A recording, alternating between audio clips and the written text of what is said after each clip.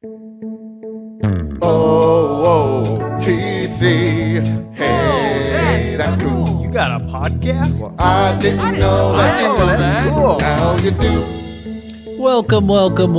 We are back with another episode of Oh, That's Cool, OTC's very own podcast on all the people we work with here at OTC. I, of course, am Jared Durden, and with me always... My name's Andrew Crocker, and sir, how you doing? We are talking to each other. It is mid-November. We got a week before the break. How you feeling? I am honestly ready for the break. It's at that point in the semester where we're not to the end yet, but I'm starting to kind of feel the weight of things. We're in more complex topics at this point, right? As the semester kind of grows in my courses, and so I'm ready for Thanksgiving. I'm ready for some family time. Thanksgiving's well-timed this year, isn't it? It's well-timed. Well-timed. Maybe just a few days off will give us a little battery recharge. I find myself a little bit lower in the battery as well, but I think it's because of I was supercharged last week. I got an opportunity to go for a couple days to the MCCA in Branson. How did that go? I had a really good time doing this. It's so great to be around a population of people like we are on campus every day. But as you and I have talked about, and the reason why we started this podcast is because we're kind of like satellites on this campus, especially as faculty. We have somebody in staff and administration with us today, but you tend to be satellites. And there are days that go by where you don't interact with the people who care about this stuff as much as you do. But that's literally the point of MCCA. And we need to have like we in the MCCA Faculty Advisory Board need to have ourselves a good heart-to-heart as to what we can do to get more faculty participation. Because those people that I got a chance to be around, I had such a great time, but they were all staff. I do believe I was the only faculty person from OTC that was there. I do believe. Well, there is one challenge that, it was on a Thursday when I was teaching classes all day. That's correct. Yes. So I think, if you could make the suggestion, if there's a way to move the schedule around, you might have more faculty members. I am going to tell you I've been thinking about it. I'm going next year. I'm going to make sure whatever I have to do. You picked a good year to go. So it's going next year. Union Station in St. Louis next year. So it rotates. Okay. Yes, we move it around. Last year was virtual, but the year before it was in Kansas City. I imagine they do it in other places. But it was in Branson this past year. Branson this past week, and that was a lot of fun as well. And I got a chance to. One of the really nice things about the fact that no other faculty went is it did give me an opportunity to like mix it up with a bunch of people I don't really spend any time with. I see Todd Yerby from the Honors College all the time, but I actually got an opportunity to socialize, get to know him a little bit. Same thing with like Danielle Wise and the OTC Foundation. Her and I have really only professionally dealt with each other. It's great to get to know her as well, and several other folks. I had a really good evening with Mr. Yerby, Robert Randolph. I had a really good evening with Blaine Radford. It's just a good time to. Am I remembering correctly? Mr. Yerby's joining us for the Mutter? He initially committed until he saw the date. Uh-oh. But we did earn a couple commits over the weekend, over the past week. One of them is Danielle Wise. And I'm just recalling the conversation you and I had with Kelly Miller where you started getting on my case about how competitive you are. You may be small fries compared to Danielle Wise. You might be small fries. All right. 20 plus half marathons. Oh, wow. 2 full marathons. Like, she's going to be dragging us through this thing. All right. But anyways, that's the reason why I feel like maybe my battery's a little bit lower than it normally is because I think I got so supercharged and so energetic, and kind of like you come back and everybody's gearing down a little bit. Yeah. So, yeah. And by the way, just to feed your transition, that makes today's guest so valuable for us. It does. And we have brought in a very special guest joining us today, Mr. Jeffrey Jones. How are you, sir? I'm doing well. I enjoy the topics already. But I can't tell you how happy I am. The perfect timing to bring you in. Because kind of like Jared and I talked about this, about our batteries running a little bit low. Just get us a little bit of the Jeff Jones treatment. The Jeff Jones treatment. Every time I interact with you, you were so full of it. And you were so full of energy is what I mean by that. But yeah. Oh, I've been told my whole life I'm full of it. What's your secret? What coffee bean stash do you keep? It's typically kind of some variety of Mountain Dew. Really? It truly is. And, I guess it's, you all, one of the regrets I have, and do you all, one of the regrets I have here, with all of us at OTC is we don't have this opportunity. I'm going to get to learn a little bit about you all, and, you're going to probably learn a little bit more about me than what you know. And it's a shame that we all are so busy throughout the year that we can't have a true opportunity to sit down and talk. Now, you do. You're in staff, right? Do you consider yourself staff or administration, so I can be clear? Oh, kind of have a leg in both. Now, I have many reasons to be humble and just say staff. I am the director of our disability office, so I do have several people that report to me. Yeah, but you, as a result, you are in the lap of several other coworkers, the opportunity to mix it up a little bit more. Oh, absolutely. And I worked in a bank for several years. And Me too. I would prefer working at OTC over any place, but especially a bank. But the one thing that the bank has a leg up on is that you are in each other's face a lot. You get to know each other. You get to build a little bit of that camaraderie in a way that I feel like lacks a little bit. Not to criticize, but it's a fact of life. We are spending our time around students. For example, when I worked at the bank, I worked a night shift as a teller, and my coworkers and I started developing a musical about banking, which was just basically us dancing and singing when there was no one pulling in. Something like transaction action. Anyways. That's going to be, by the way, that profession is going to be like the next milkman. Like the generation before us, maybe Jeff's generation. As things get more computerized. Yeah. I remember Milgrams. And Jared and I are going to be coming up and be like, you remember tellers? They do all the stuff that machines do for you now. You remember tellers? I used to, I'll give you another outdated profession. Do you guys happen to remember the great Springfield institution of stakeout? Do you remember delivery stakeout? Yes. Oh, yeah, right down there in Chestnut. When I was 16 or 17, I spent a semester answering the phones for them. So I don't think that position exists anymore. The phone person for a delivery steak Do you remember Steakums? Oh, vaguely. Steakums. My grandma loved Steakums and always had them in the freezer. And so I always thought that I somehow got those two things mixed up in my head. And I went to Stakeout thinking, I'll get some Steakums. And Steakums they're a steak related product. they're like they were like this frozen kind of steak meat sliced product. Okay. Well, as a result, we would just to kill time. And that is the great passion of these part-time jobs when you're coming up. It's just finding creative ways to kill time. You would think of all the ways you could answer the phone creatively without getting in trouble with superiors. So thank you for calling Stakeout. We make meat fun. Anything you can say and get away with it. That's a very important part. So it doesn't come back on you later. We did something similar because we noticed that people were in such a routine. This is again at the bank when they would pull up that they really weren't paying attention to what you said. So if what you said kind of sounded like it, when people come up, we'd say things like bacon, and just like say words, but say them in a certain tone, and they never noticed. And it was usually breakfast related, actually, because we'd say, steak and eggs. Give me your favorite coming up, Jeff Jones. Give me your favorite part-time job, or at least a favorite part-time job you'd like to tell stories about. That's a good question. Where does the Jeff Jones origin story start? Man. Before you became the superhero you are today. Favorite part-time job. Custodial. Where? For my brother-in-law and sister. Incredible. You think you got it made working for your sister? Oh, no.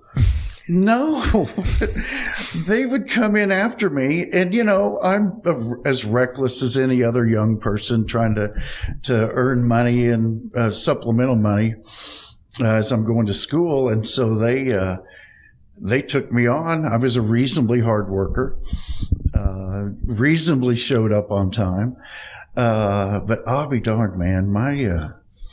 My loving older sister, she could find something in a corner like nobody's business. So I have a lot of respect for our custodial team and maintenance. And I let Raymond Wade know whenever I see people scrubbing baseboards and I see them vacuuming corners. And so Yeah, I have a lot of. There's some very humorous stories with some of that, but I don't know. Is it? This is PG-13, right, Andrew? That's what I would rate it.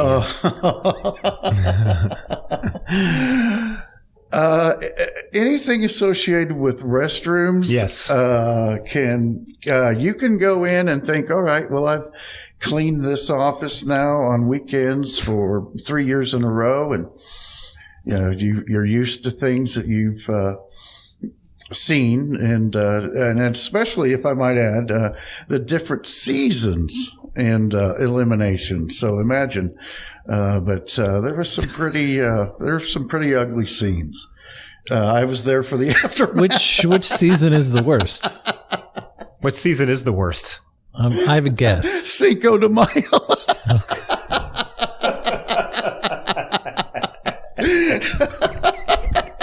I kid you not. I was afraid. I just didn't know how deep we needed to go on this, man. I think it went deep enough. So, tell us about yourself, your relationship to the college, if our listeners don't know you already. Oh, you guys, man, and you gave me such a fantastic lead in, and I really hope to put this to the test, and I've got a fantastic, I call us a group of all-stars. I have 35 plus years in the field of, or this field, as I define it, human services. I started earlier in that. I worked at a grocery store. And my goodness, I could tell you some really funny things about that still involve bodily elimination. However, the neat thing is, you see people come and go. And if you really want to know where I'm at in my life here at age 58, is I am defined by all of those folks who took the time to be patient, to invest in me, to teach me, to forgive me. And I really am at a point in my life where, there's probably more behind me than there is ahead of me. And so I call the team of folks that I work with in DSS as the All-Stars. We see people come and go, and I treasure and I value that. Being younger, and I like using the word reckless because that's exactly how I was. I thought the rest of the world, or the rest of my life, I'll worry about that then. But, as you get a little bit older and you start recognizing that and meeting people that come in and out of your life through the jobs, some of them, when they leave, it hurts. Because you recognize their talent, you recognize the value that they have to you as a human being. Like when you're down, I promise you right now, with the team of folks that we have in our office, if I ever come in any less than who I am naturally, happy, that won't last long. Our office, the investment that we make in one another, and I'm so glad to be able to speak to that, Andrew. Thank you for that question. It's incredible.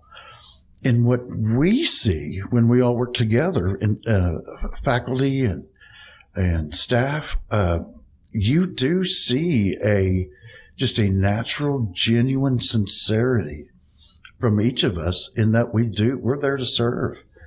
And what a collection of all-stars. What a testimony. They're incredibly giving. It's just amazing to see, not to mention the talent that comes in with how to mitigate difficulties that students are having. Because frankly, we wouldn't have a job if there weren't difficulties. It's just amazing. I do want to echo something that you said, and Jared and anybody that has worked a job will back up the fact that the quality of your coworkers is a what are they saying? There's a mathematical term. It's like it's a multiplier or something like that. Like it multiplies, first of all, the difficulties of a job if you don't have the crew around you that you need. Mm-hmm. But of course, conversely, here at OTC, like the political science department, my coworker, Kara Griffin, also teaches full time here, and her and I work really well together. And I tell you what, like there are days that are tougher than others. And those tougher days, it's great to have that team on your side that can support you and really strengthen, feed into your strengths, lift you when you're down, give you the energy infusion, which is why I was happy that we got to bring you on today. Now, the students do it too. And you know what? I agree with you. There are some students, and especially since I co-sponsor at least a student organization, like we just have Politically Active's president just moved to North Carolina. And so we're in the market for a new one. But losing that particular student's a backbreaker because the stuff that she used, the talents that she brought, you can't, if anybody can do it, anybody would. She was extraordinary in that regard. Yeah. And again, it's fun. If we would have been doing this 10 years ago, I'd have had a completely different perspective. However, I tend to reminisce about the qualities of those people that are no longer around me. And I really do significantly value how they contributed to my development. I know that sounds very vain, but here I'm left standing, and they may be off doing whatever they needed to be doing, and that's a good thing. But I'm left standing as a better person because of their interaction with me. I completely agree. My heavens, OTC just lost a longtime adjunct, one-time lead instructor for PLS, John Witt. Did you ever get a chance to meet James Witt? Sorry, did you ever get a chance to interact with James Witt? Oh my God, James. The thing about James, his student ratings.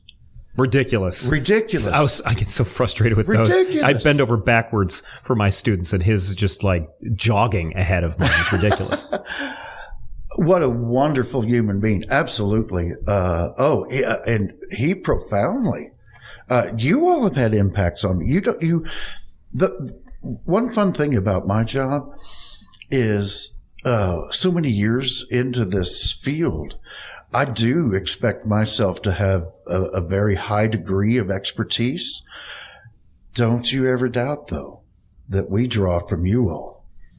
There was a person named Andrew Crocker once upon a time. Yeah, she's had some influence on my life. Just to be clear, I'm serious. If and that's the one thing. If I go back and I start reminiscing about all those wonderful people in my life, invariably I'm going to rip somebody off. We learn from you. That's what I'm trying to say.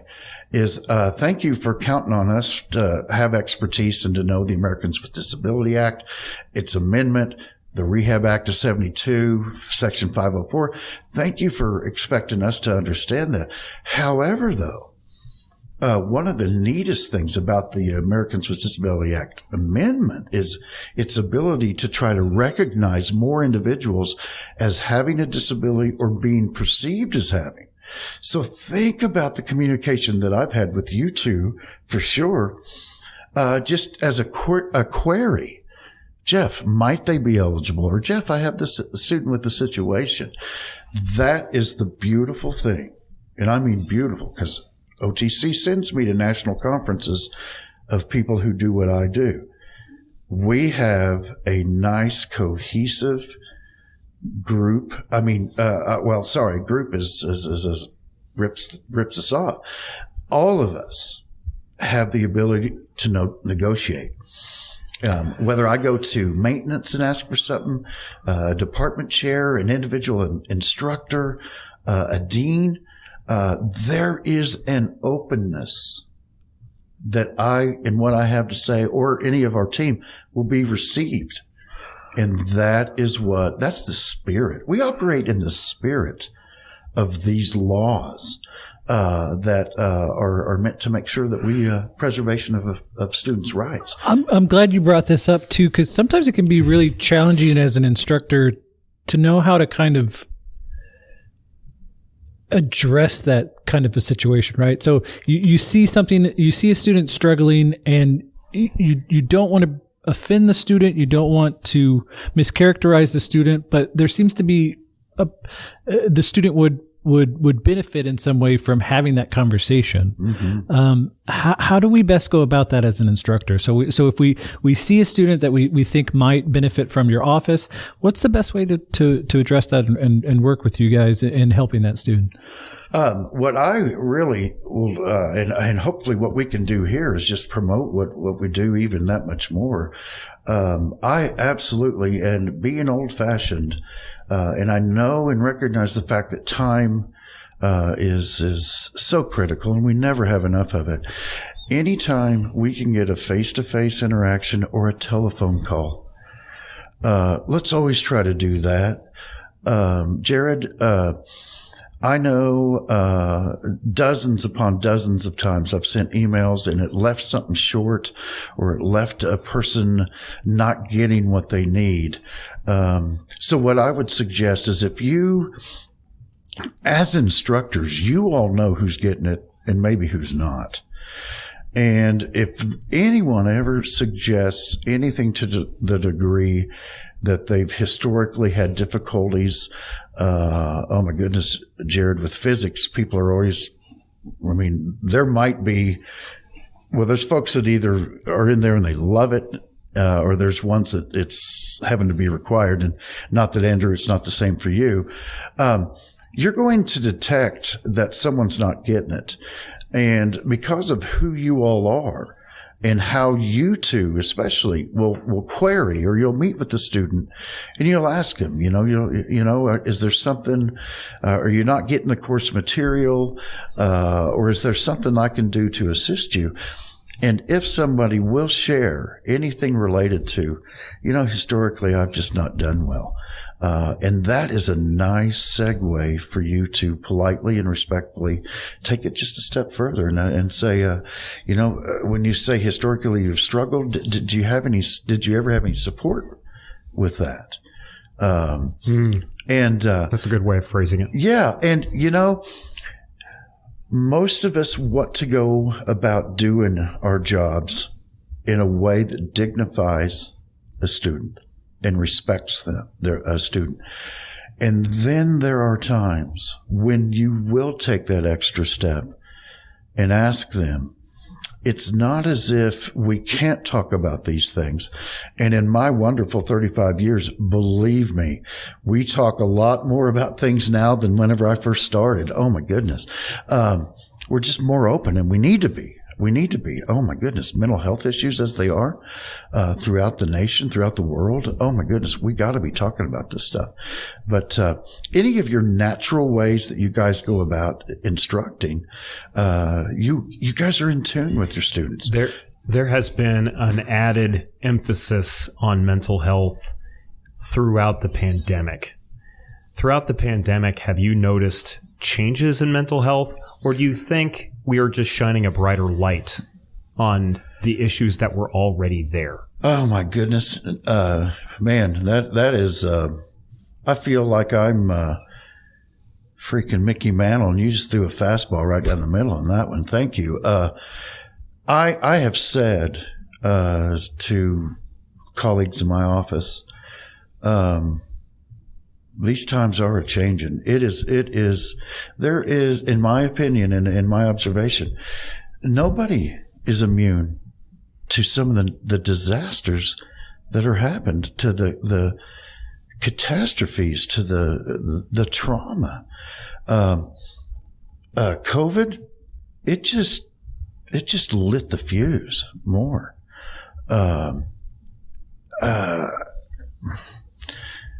I know nobody, and sorry for the inappropriate grammar there, that has been immune from death, misfortune, calamity of some kind, especially, Andrew, since COVID.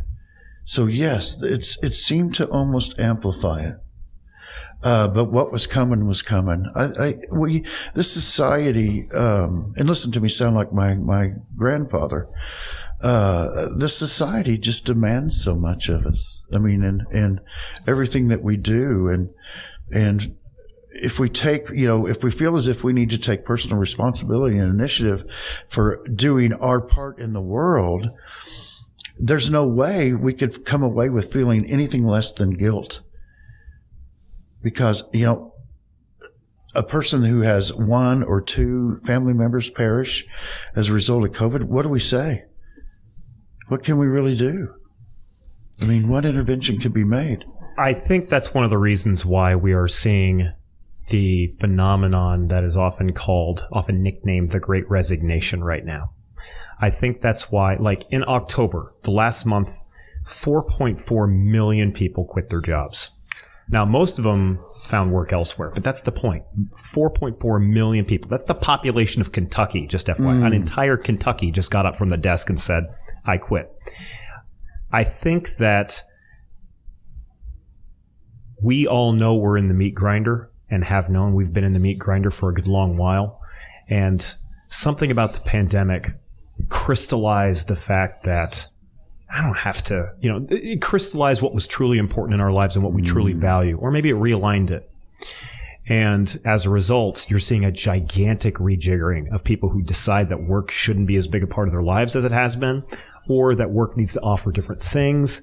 If this job's not going to allow me to work remotely, many, many, many people are saying, then I will find the job that does.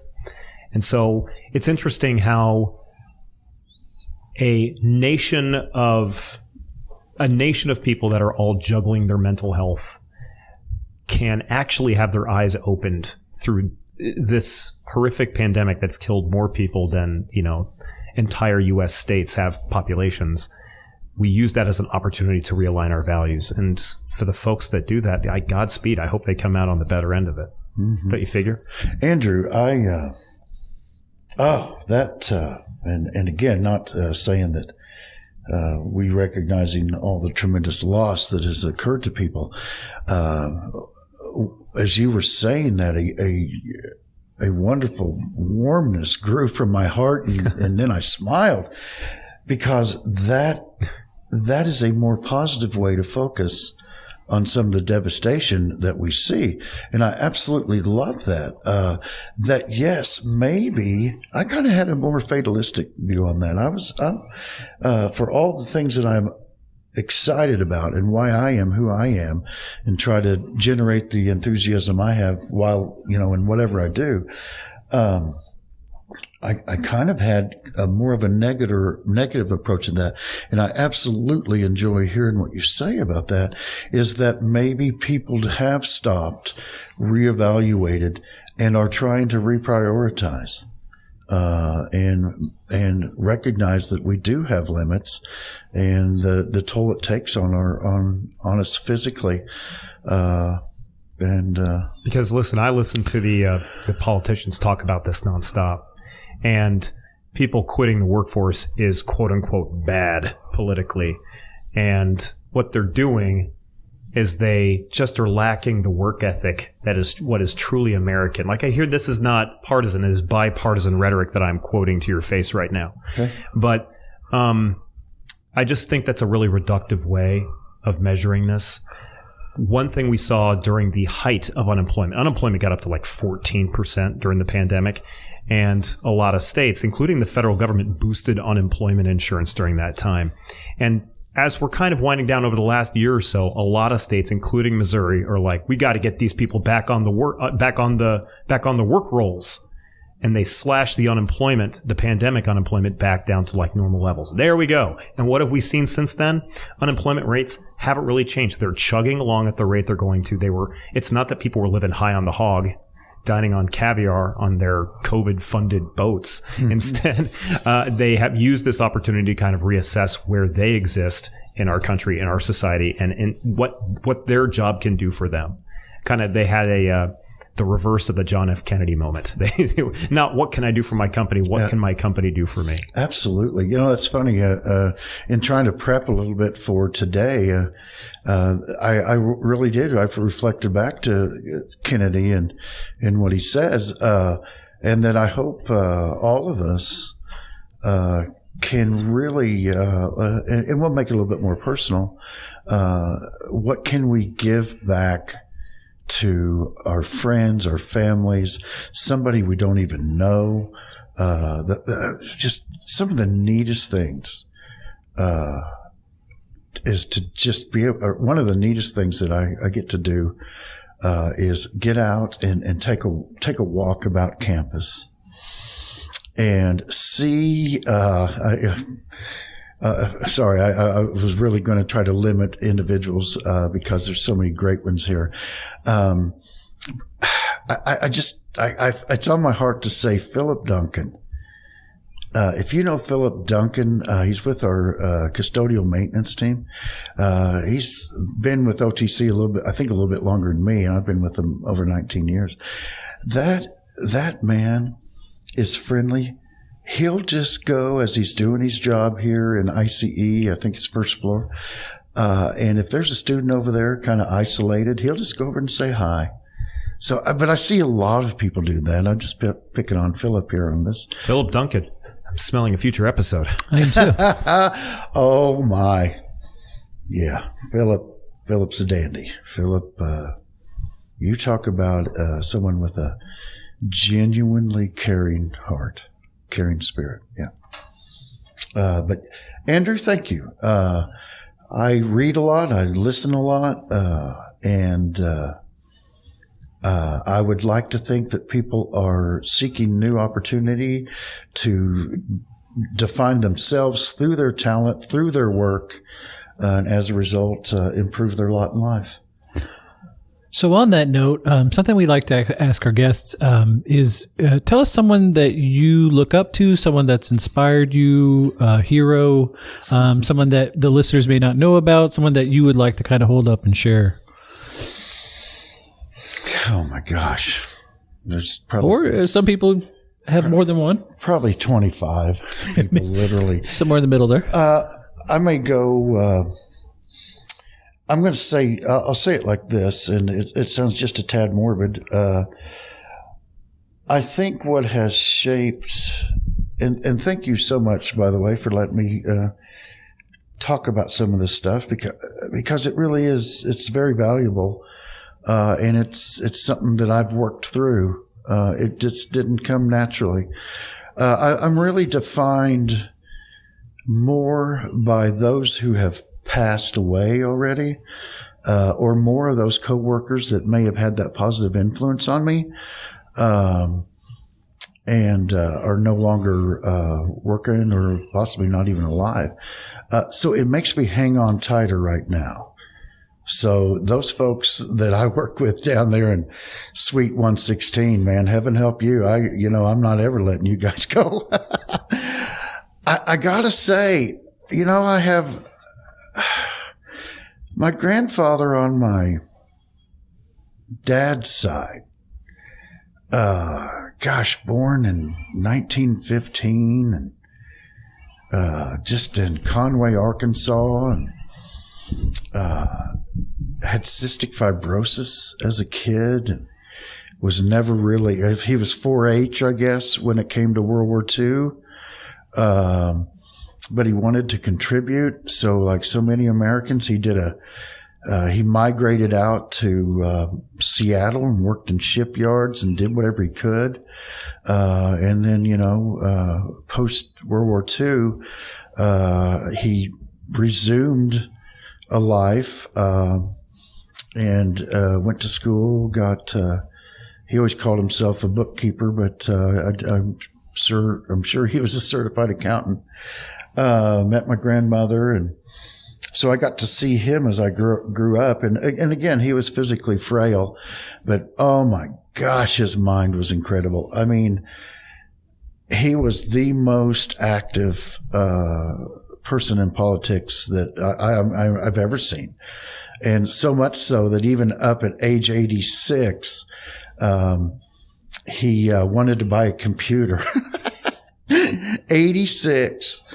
He said, Jeff, I got to get a computer. I got to get active. I got to get out there and remain in contact, because he had always done things by phone and by mail.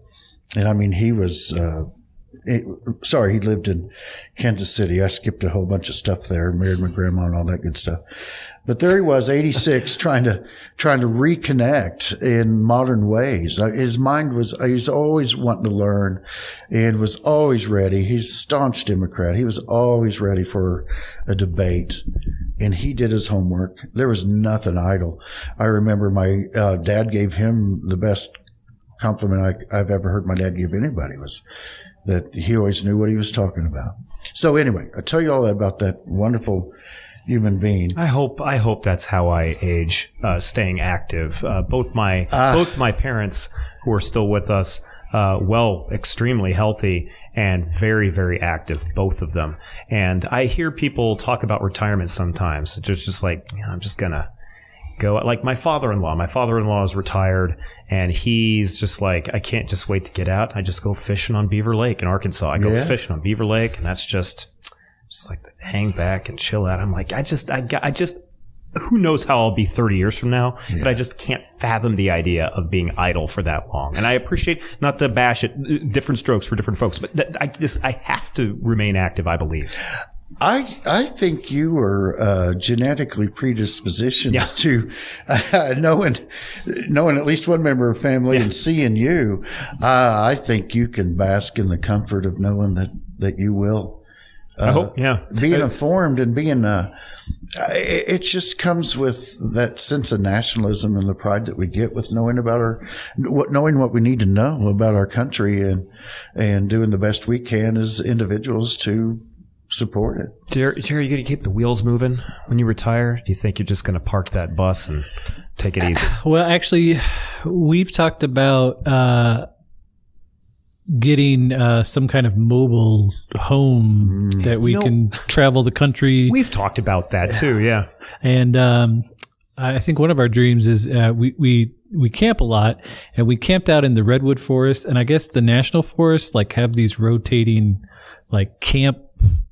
What's the word for it? Like your hall monitors, kind of, right? Like you go in and you kind of keep camp hosts, right? And you kind of volunteer to do those things. I don't know if they pay you or not. And we thought, that would be great, and just kind of jump around national parks. And I think ultimately, and I don't know that I'll necessarily win out on this one, but I want to live on a beach far away. I think, but just when I'm done, you know what I mean? And that sounds fun too. So definitely. I don't think I'll be idle. Make up for lost time too. This gentleman you're sitting across from, Jeff, he went to college in Miami, spent 0 time at the beach. You're on record. Not 0, but not as much as I expected. Yeah.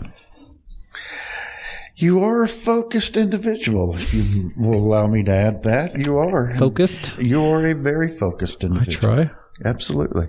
It's reflected in your style and your work and your commitment to what you do. Sorry, that's just me as a social observer. We'll cut that out. We're going to cut that out. So what's fun? Let me just ask you this, Jared. What do you envision when it's over? What with where you're at right now? As you said, when it's over, you hope to. Do you have an idea of what? And I'm asking merely I'm wondering myself, when am I going to say it's over? I have no idea. Isn't it fascinating though to try to? I don't feel anywhere close to that. No, but, no. I hope. Sorry. I hope you don't. I don't really know. Like, I mean, when do you know? Because I still, I don't want to. I don't know. I'd like to say, I don't want to spend my whole life working, but I mean, I enjoy the work I do. Right. And as long as I'm enjoying the work, but I mean, a big part of my life too is I like to create. And so, I'll probably always be doing that in some form. But so I think I just mean retire, but then when I retire, I'm not convinced that I'll, as you talk, not do anything, As you opened our podcast, Jeff, talking a little bit about what, showing up to work, sometimes you're not 100%. It's good to have those people in the office to get you there. When you teach, at least for me, and I'm sure I speak for Jared and a lot of my coworkers, that'll get you there. Talking about a really fun subject to a bunch of engaged students. I was almost going to say kids, but these days the population is more mixed. It's just that'll gear you up quicker than most things in your life. And oddly enough, I think about this sometimes when I have 2 kids under the age of 7 at home. And it's just, I need to get to work to get away. It's it's an interesting way of thinking about it. It's so stressful at home dealing with, you're responsible for these 2 souls. There's no manual. You make massive mistakes every day. Man. My 6-year-old's going off to elementary school with all kinds of tics and quirks. And I'm like, there you go. Sorry. I think in the last episode, too, you were double checking to make sure they didn't have some kind of... I'm concerned. They're psychopaths. I still am, by the way. Still am. Kelly Miller did not... I think it went a little far, but... Kelly Miller did not dissuade me from that. I think... Well, it's just if they start selecting old VWs when they're age 16, let's talk a little bit more. There's kind of a pattern for those folks. We got an ant farm, and my 6-year-old was like, "Look at this!" And she just slapped the ant farm like down on the flat on the counter and picked it back up. It's intact. The ants are still in there, but the civilization they built for themselves on the whim of a 6-year-old human just got completely upended. I'll need to check in here in a couple of days how many of them have died, but I'm like, I wonder if she feels anything. I've been thinking about psychopaths nonstop. I have to admit, though, at that age, there was some interest in, I can cover the top of the anthole and watch the chaos happen, right? So I might relate a little. Maybe you've got a young physicist. Maybe I do. Or a person who's interested in chaos theory. A mathematician, perhaps. Speaking of, so let's get to the important question. Battle to the death, Gumby versus Mr. Ed. Who wins and why? Don't rush to an answer. Don't rush to an answer. This is being recorded and will be shot into space. Gumby versus Future civilizations will know your answer here, sir. Gumby versus Mr. Ed. Oh. Might versus Mr. Ed. And why? Superior strength. Superior strength? Yeah. Biting power. I will say, I don't know what the limits of Gumby's strength are. I mean, nothing seems to kill the guy, but I don't know if we have any feats from him that suggest he is some massive horse stomping machine. So you do raise an interesting point. Oh my goodness. I'm a product of how I was raised. It just might, it's intimidating. Whoops, sorry, that might be a little bit about my childhood and upbringing, so I'll back out. But that is a clever question. Mm-hmm. Yeah. I may have just underestimated Gumby. No one knows. There's got to be some breakdown as to what the answer says about you as a person. I was listening to this really great All-American Life, or what's the name of the NPR podcast, but I was listening to this podcast that was being guest hosted by John Hodgman, and he was asking people, would you prefer to be invisible or would you prefer to fly? And they had these psychologists who said the question is all about how much you want to be seen. Because if you're flying, everybody sees you. But if you're invisible, literally by definition, nobody can. And so there's got to be something in the Gumby question. There's more nuance to that, though, because what if you could be a stealthy flyer, or if you're flying at really high altitudes? It's true. Mm-hmm. Oh, that is quite a question. What would you prefer? Invisibility, or flight, Mr. Jones? Oh,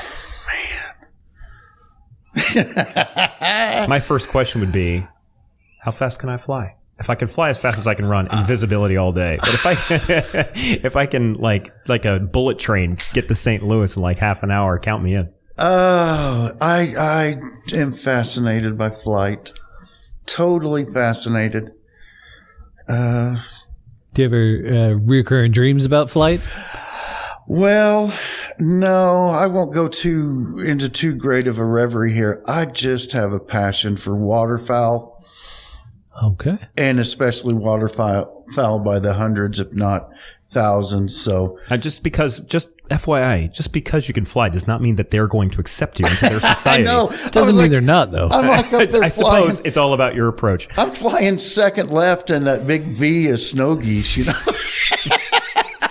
Sorry. Scott Levin might be the only one who appreciates that. It's a beautiful dream. I can see it. Oh, Robert Clark would probably like that, I believe. Yes, he would. He is. Those two are waterfowl experts. I'm just a ham and egger, man. I don't use a call. I normally let them land. And I'm sorry. No, that's horrible. Oh, you guys, what a pleasure. What a pleasure. Are you a hunter? Is that what you're suggesting? You know, that's funny, that you ask. Oh my goodness. I used to love it. It was a way I could bond with my dad and my dad's hunting buddy next to my 86-year-old grandfather. My dad's hunting buddy, retired World War II, bomber pilot. Never wanted to talk about it ever, but my dad was fascinated by it because he was in the Cold War and it was in Germany and so much ex post facto. But man, that guy would real politely and respectfully, say to my father, whether we were fishing or hunting, just like, John, man, every time I deployed something, it just meant that, someone was going to be harmed. He said, I did my job for my country. He said, anyway. I used to love hunting. I did. And then, I became more fascinated with watching ducks come into a group of decoys.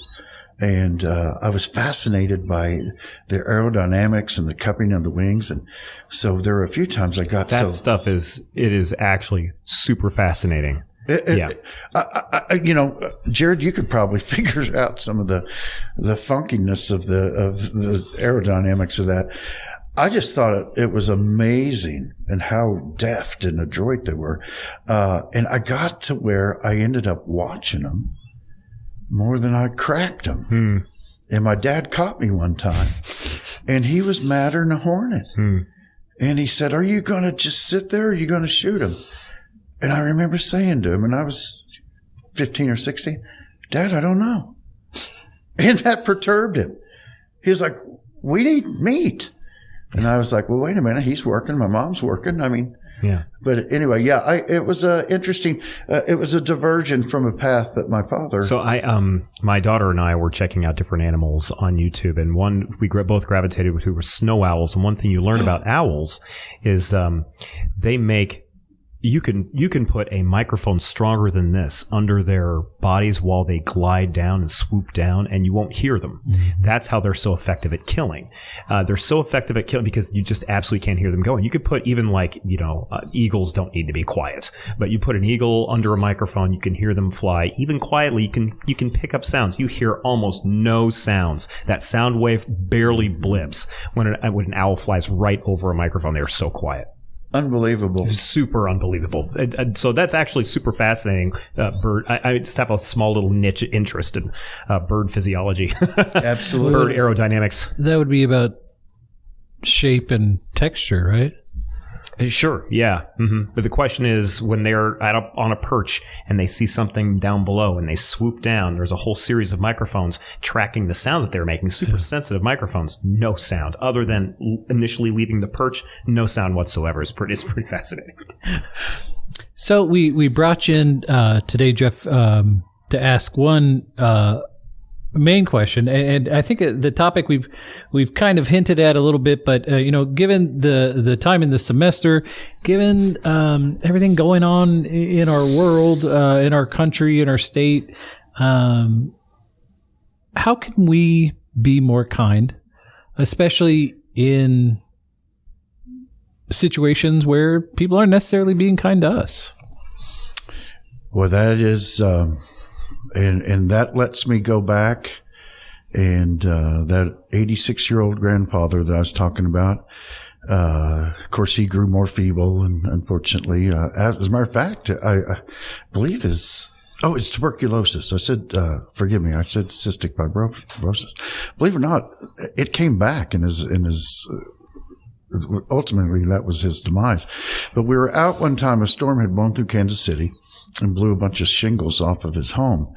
And so he was out there and, I was the youngest and my uncle was there. So, his stepson.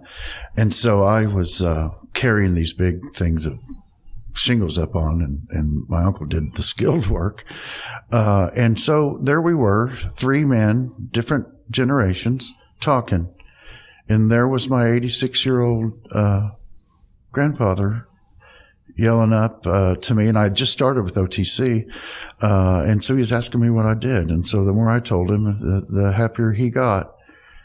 And he said, "Son, if I could have lived my life over, I often thought that serving your fellow man was the better way to go." Because he had gone, and he said, "I went for business and with his bookkeeping and his accounting." And so that when you have someone that you revere, you grow up and you revere, and you have that said to you, I still get goosebumps whenever I think about it. How we can do it, and I kind of had mentioned to you guys that one of the books that's my most favorite is Charles Dickens' A Christmas Carol. And the neatest line, and I used to at Thanksgiving, I'd kick off the holiday celebration by reading the part in there where the Ebenezer's nephew talks about the holidays as being that one time when we're all just a little bit nicer to one another. We see the world a little bit friendlier. Jared, I'm firmly convinced, and then throw in that old crusty uncle that was there with me. His motto, and he was a concrete man. He owned his own business. Interesting thing, and I don't think he would rain down from on high on me for saying this. That man made 5 fortunes, but he was married and divorced 5 times. But anyway, he said the way a person could live their life, if they could live it in a way to where they killed people with kindness. If someone can just stop, like many people do on this campus. But if we could stop and just validate another human being, that was a pretty good thing you just did there. And I know you all, as a practice, you all do that. But Jared, in these times when people are so overburdened with emotion, it really is taking a moment and just genuinely saying, is there a trick to it? Thank you. Because in the interest of being genuine and not sounding like some phony, it takes work. And like I said, I love to try to be someone there for someone, to be able to motivate them and support them. Oh, but don't I enjoy those that do that for me and recharge a battery for me. So yeah, it takes a lot of work. You remember that, I'm sorry, I can't remember the title, the exact title, but, Tom Hanks just did that, a year or so back. Oh my goodness. Tom Hanks did, oh my gosh, the childhood, Mr. Rogers. Yeah. Did you see that? Didn't see that. I saw the Mr. Rogers documentary. Saw that. In this movie, it was remarkable because if we look at Mr. Rogers, we think, oh man, that guy's ready to go all the time. Fred Rogers, are you kidding? There was a part in that movie that just stopped me and just really stopped the world for me. When the interviewer or the guy that was doing the expose or whatever it was on him, said to Fred Rogers' wife, what's it like being married to a guy who's always upbeat and all that? And the way I perceived that by her reply was, don't do that to him. He works hard. It's not easy. And I think, forgive me, it matters to me. At this point in my life, with all these wonderful people that have trained me and selfless individuals. Remember, I grew up playing sports. I want a trophy, man. I want a ribbon. What was your sport? Oh my gosh. I got to play baseball in college. Fantastic. What was your position? I played center field, left field, but I could not play shortstop. What college? I got to play over at Evangel. Oh, excellent. Oh, how about that? My first game ever, and this is the fun thing is to say, all right, well, you played NAIA. My first game ever as a freshman was down at U of A, man, with the Hogs in Hogville. And there I am starting and got a double the first time up, man. So, I mean, it's fun. I know that's total vanity, but I look back on that and, but I was dime a dozen. By the end, I wasn't able to get that. I hope I can exercise compassion effectively. And like all people, I fall short all the time. But you know what helps me more than anything is zooming out and remembering the big picture and refocusing where I am in the map of things.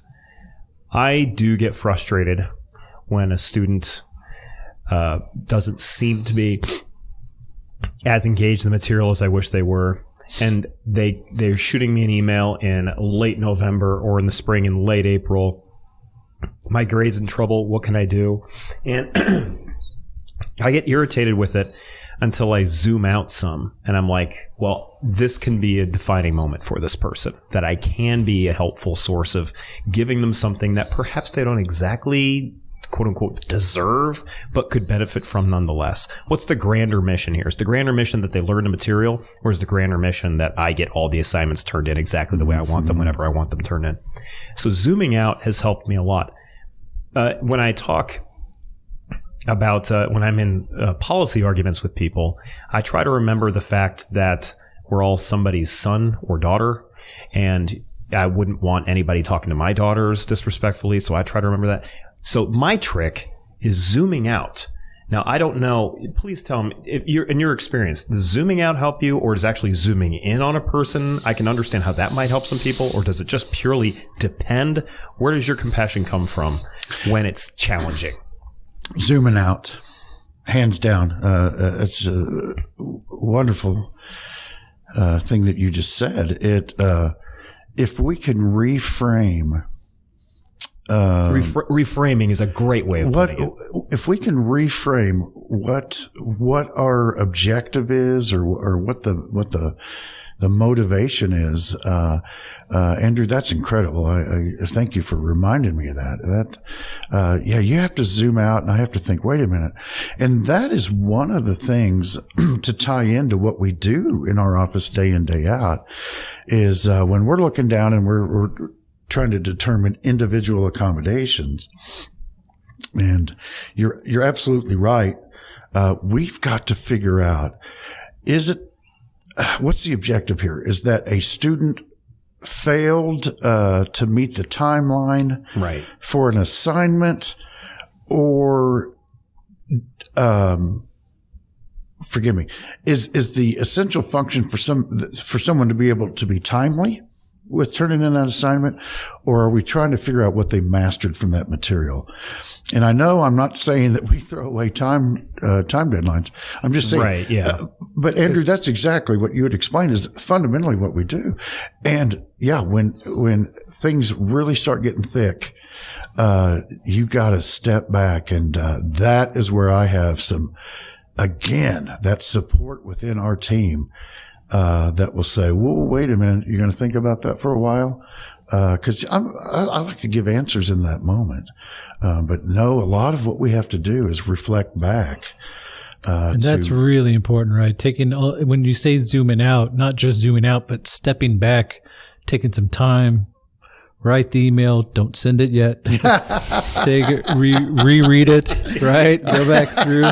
Because I when we speak honestly, as human beings, it's important to recognize that compassion and love are verbs, and they're not necessarily our instincts, and that's okay, right? But that we work to be something better, and that, like you said, it takes work sometimes. Mm-hmm. All said.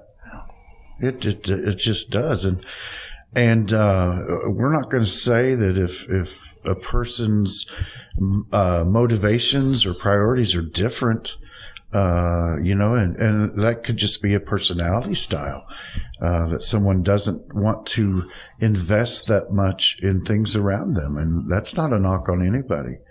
It's it's instances like this. It's instances like going to Bellacino's Pizza last Saturday night and seeing a new, you could tell, well, sorry, we're frequent flyers there, but we could tell there was a new hostess that was uncomfortable. And so we get there, and some customer, like you said, everybody is someone's son or daughter. That's the way I like to think of it. Yeah. And so, oh my God, we pull in there, and it's a nice family joint. And man, some customer is going off on this poor hostess, and she's just shuddering, and I don't even know what the issue was. But seriously, when you step back, what in the world could have happened in a pizza place that could have warranted someone going off on somebody? Yeah. And if you step back again, then it's my concern is what are they going through that's really bothering them? Like, is there some big issue here that these people have that they would take it out on a a 19-year-old girl? Seriously, that's just smiling. How can I help you? Those are the things that are askew, and we have to. I mean, trying the interventions ex post facto is what most of the world ends up trying to do. I hope we can get in there, and I'm sure sociologists are going to have. Right now, they must be having a heyday on trying to evaluate human behavior. And probably in 25, 30 years, there will be some phenomenological thing that's identified from what we've had with COVID. Jeff, I think I can fix compassion in America with a single policy. You ready for it? I got the golden ticket. The golden ticket. You've got Willy Wonka and Charlie Bucket and the golden ticket? The golden ticket. Charlie Bucket? He got the golden ticket. What's his last name, Bucket? Yeah. Oh, I didn't sure remember enough. that. Sorry, man. I like classic movies. The golden ticket, I've got it. Now, Jared and I have talked about this on previous podcasts before. In some countries, when you get out of high school, you have to serve some time in the military. I suggest a version of that in America. Only instead of serving in the military, you have to serve in like the food industry for a year. For a year. And we'll compensate you whatever the going rate is that year so you can experience working at that pay level as well. Because people with their food are insane. So giving you a year of being on that side of it I would hope, inform you going into your adulthood and throughout the rest of your adulthood, recalling back. I would imagine serving in the military for a year would fix some patriotism in your brain for the remainder of your life. You have total granular appreciation for what they went through. Let's put them in the food industry for a year. Oh, man. And then when they come on out, they're going to be a different human being. We'll break them down. Because that year's going to feel I worry they're going to come out bitter, though, and even angrier. It'd be an interesting thing to study, like how former servers tip other servers compared to. Because, I will say this as much. Jeff, your father, correct? Oh, yeah. Yes. 2 daughters. Wonderful. So I will say especially service when you have kids in a restaurant, good service when you have kids, take all my money. I will bankrupt myself tipping you because that is just it is so difficult anyways existing with kids in this world. So I like to kind of challenge our listeners a little bit too. So what I'd like is to get some homework from you. What can our listeners do? What's a suggestion? What's a homework item that you give them to exercise kindness? Does that make sense what I'm asking? Let's put a challenge out there to make.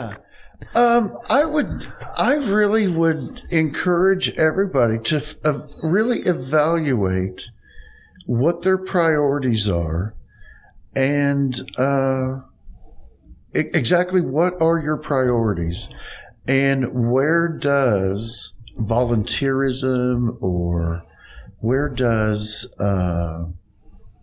just broadening your awareness to those around you as you're walking down the hall or walking in the mall or driving. When I was a new employee, when I was just hired, one of the instructors that came and spoke to us was then just comm instructor James Ackerman. Oh, my. His recommendation, just what you should do when you're a new faculty member. He said, don't eat in your office, which is a pledge I have by break repeatedly. But he said, don't eat in your office. When you're eating lunch, eat it out in the atrium or somewhere out where you can happen upon other people. Yeah. Jared, and this will sound a little hokey, Andrew. I'm not even looking at you because I'm afraid you'll shoot me on this one. Again, going back to A Christmas Carol. This is the homework. Can we carry whatever little bit extra of happiness or joy or lightheartedness that we carry during the holidays? Can we just carry that through the month of January? Not all the way through the year, but yeah, can you remember what that's like? And can we hold that a little bit more dearer?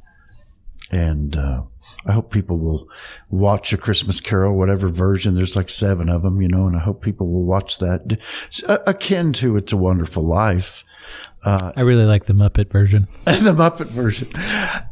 We really, oh my goodness, I feel so privileged to be here and be able to say this. We really have it pretty good, don't we? Yeah. Don't we? Yeah. So, cosmic lottery for sure. I love that. I've not heard that. Yeah, we are. It is we're a twist of fate. We're a breath. We're 6 seconds. We're 0.6 seconds. When I jumped off of a bridge when I was little, why in the world didn't I hit that under rock cliff that was under there? Why did I miss it? And I still remember the beating I took from my mom, but, I shouldn't have done it. But why did I miss that? And many people that I have worked with over my years that, why did they hit it? And why they had, spinal cord injury for the rest of their lives? Why was I spared? You were destined to be on this podcast. That's why. Oh, I just hope I haven't doomed your podcast. I think what's doomed you is siding with Mr. Ed. Oh, yeah. Well, this is Andrew's personal stance. This is my cross to carry. Yeah. I tell you what, I will do some homework and I will do further investigation upon the strengths of Gumby. Now you remember, you know what you just did? You exercised compassion with me just now. I came at you with guns blazing. Oh my gosh, but Gumby, I was born in 1963. When did Gumby come out? Around there. I know. Yeah. But Mr. Ed wasn't far after, or was he before? Mr. Ed he was had in to the be 50s, before. Had right? to be before. He was in the 50s. So, so Gumby has the age advantage too. We haven't mentioned the. Yeah. I thought you were going to mention something like, sorry, Jared. I thought you were going to mention something like Mr. Bill. And people often confuse Mr. Ed with Mr. Bill on the show, though, and talk about Mr. Bill. That was the Saturday Night Live character, right? Was just the clay guy. That was so innovative. It was just a riot, And I don't know if people still think that's funny anymore, I guess my generation does, fellas. True humor is timeless. Like, Who's on First? Still good. Mm-hmm. Still good. Still good. Still good writing. Yeah. There's all these versions of that I still catch now and then that people kind of rewrite and you can recognize as. Yes, absolutely. Hey, I wanted to say one thing, and this is just again, I've enjoyed my time at OTC every day. I remember when we were all an intact family and we'd have dinner, and my children were being socialized by public education, and they'd come home at dinner and they'd say, "Daddy, how was your day?" And without fail, and this is the absolute truth, without fail, I could say to them every day, and I can still say it today, working here and being able to do my job, I not only get to do something good every day for somebody else, I get to do something great. Seriously. in the scheme of things. And so I just, I want to say what a wonderful opportunity to talk with you all and to kind of share with one another. And I know the passion that you all have for doing your job. Isn't it a great place to work where you can do what you need to do to get to be effective or try to be effective? Isn't that the coolest thing? So I really like I don't know if I'm always misquoting it, but what I take from it, the mission of the college, that idea of transforming the lives of students in our community. Mm-hmm. Right. That's huge. You're doing it. You're doing it. You are. Well, Jeff, we've learned a lot today about a little bit about Dickens, a lot about kindness, about your grandfather. What was his name? Oh, R.T. Johnson. R.T. Johnson. Never did know what the R.T. was. Seriously. Oh, you still don't? No, I think that was his initials. Yeah. Isn't that weird? It's a little. It just kind of shot my story all to heck. But anyway, RT. I call my sister right now. Hey, what does RT stand for? I think it was just what his initials were. Honestly, I think initial names are kind of cool, anyways. Yeah. 1916 or whenever he was born. We're going to call him RT. Well, I didn't know that, Andrew. How about you? I did not know that. Oh, my. Now you do. Thank you so much. Thanks, sir.